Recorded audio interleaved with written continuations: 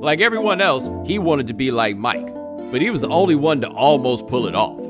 That's Kobe Bryant, the 13th overall pick in the greatest draft class in NBA history.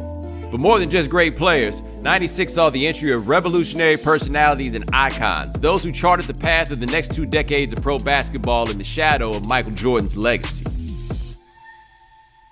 In 1993, Michael Jordan shocked the world by retiring from basketball. After giving baseball a whirl, Jordan returned in 1995 and his Bulls returned to the top of the NBA by winning the 96 NBA championship.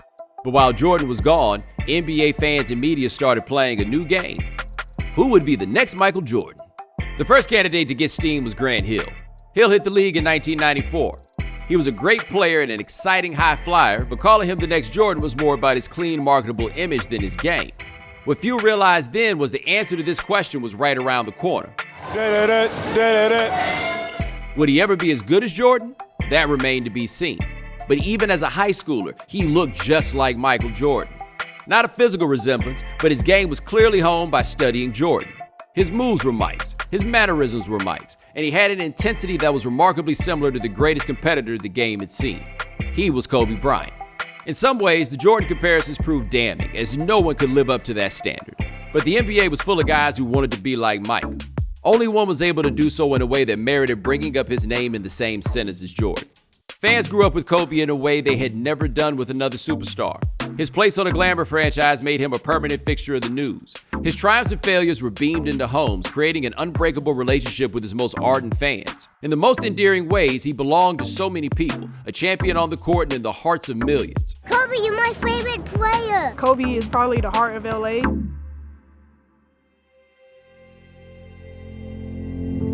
If this wasn't clear before, the response to the helicopter crash that claimed the lives of Bryant, his daughter Gianna, and 7 others showed the world how beloved he was. By then, his legacy had gone past the limits of the NBA. He was a megastar in China, where his track record as a 5-time champion put him on a different level than even LeBron James or Yao Ming. He also became America's most famous girl dad, his relationship as father and basketball mentor to Gigi serving as inspiration for men and their daughters around the world. I suppose that the only small source of comfort for me is knowing that he died doing what he loved the most, being a dad, being a girl dad. And to Diana Taurasi, Sabrina Ionescu, and the women's basketball world at large, he was a vocal supporter. Be like Kobe doesn't rhyme, but for a generation of players, Kobe became what Jordan was for him. So many players, from James Harden to Russell Westbrook to Kyrie Irving, point to Kobe Bryant as their greatest influence. That he wasn't Michael Jordan didn't matter to them because he was Kobe. There's a mythology that surrounds Kobe, but some things cannot be obscured. Even in this celebration of Kobe, even after he's gone, we can't ignore the allegation of sexual assault levied against him in 2003. Bryant ultimately released an apologetic public statement where he accepted responsibility for what happened in Eagle, Colorado. It is a part of his legacy whether you want to think about it or not. Kobe Bryant was the son of Joe Jellybean Bryant, an 8-year NBA veteran who played another 8 years overseas. While Joe played for the Sixers, Kobe was born August 23, 1978 in Philadelphia, his father's hometown. Kobe spent much of his childhood in Italy, spending summers in the States, before the family came back to America when Kobe was 13. He would become the best high school player in America, and he did so 1 year after Kevin Garnett shook the basketball world by skipping college and going straight to the NBA from high school. Well, Kobe Bryant can seemingly do just about anything, and that is why every college coach in the country would love to have him next year. The million-dollar question is, will he even play college ball? In 1996, Bryant would do the same, using a phrase that would later be associated with another NBA superstar. I, Kobe Bryant, have decided to take my talent to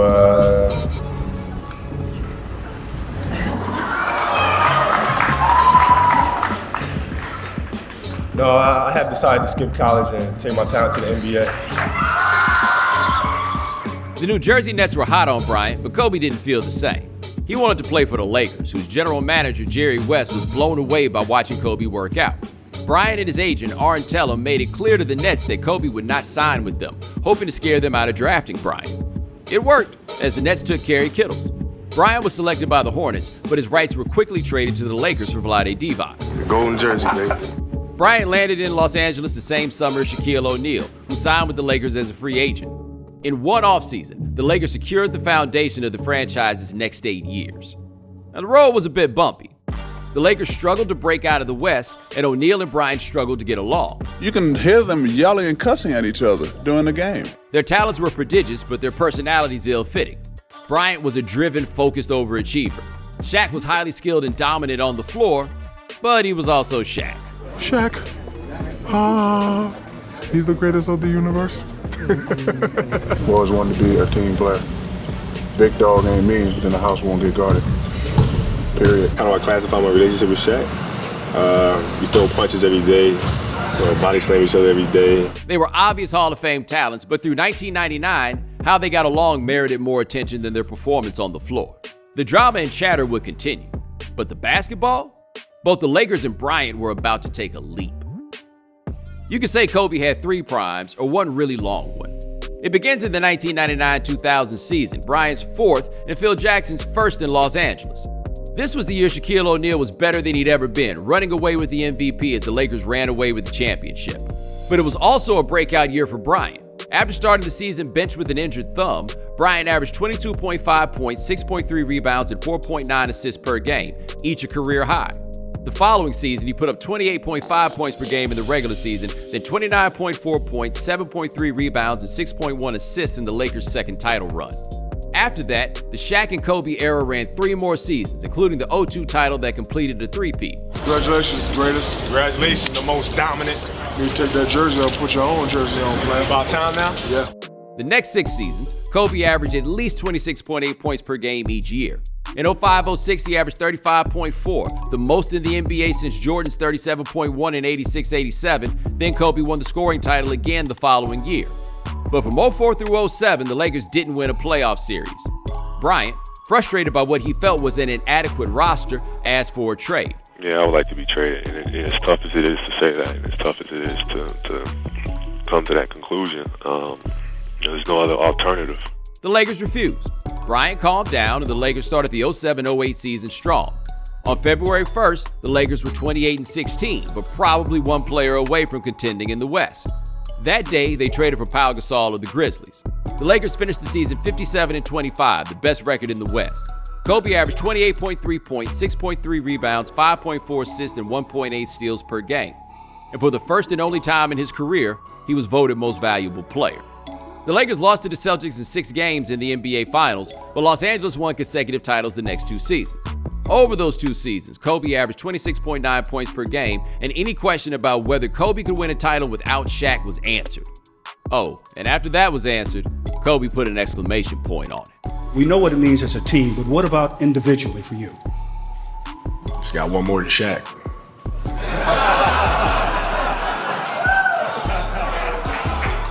So you can take that to the bank. What could be harder than picking just one of these for Kobe? You could go with the air balls in the 97 playoffs, not because he missed, but because the 18-year-old Kobe had the heart to shoot and swore nothing like that would ever happen again. You could go with 62 points in 3 quarters against Dallas in 2005, when all the Mavericks combined had 61. There was the 81-point game in 2006, the highest total in NBA history not scored by Wilt Chamberlain. Oh, and 60 points in his last game. Mamba out. There are moments from 5 title runs to choose from, but nothing better defines Kobe than what happened in the 2013 season. The Lakers added Dwight Howard and Steve Nash in the offseason, hoping to push for one more title before Dr. Jerry Buss passed away. After 5 games, head coach Mike Brown was fired and eventually replaced by Mike D'Antoni.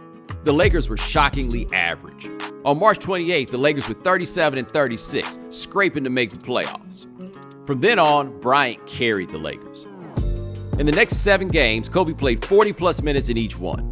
4 times he played 47 or more minutes. With Bryant running the offense, the Lakers won 6 of 7 games, powered as much by Kobe's playmaking as his scoring. There were 14 assists in a win over Sacramento and 47 points in a victory over Portland. 2 nights after beating the Blazers, the Lakers were in a back-and-forth battle with the Warriors. The Lakers were down 6 points with 6 minutes left to play. With 5:05 left, Kobe hit a 3 to bring the margin to 107-104. With 3:45 left, he had another 3 to tie the game. The Mamba is looking like the Mamba. Jerry Jack got a bucket for the Warriors the next time down the floor. Then, with 3 minutes and 8 seconds left, taking Harrison Barnes to the left, Bryant crumpled to the floor. He torn his Achilles, a devastating toll for all the work he'd put in for so many years, especially over the previous few weeks. But the defining moment, through that disappointment, through that pain, Bryant got to the free throw line and tied the game by sinking them both. Every player says he'll go until he can't anymore. Kobe Bryant literally did that. And then he made the free throws. Thanks for watching ESPN on YouTube. For live streaming sports and premium content, subscribe to ESPN+.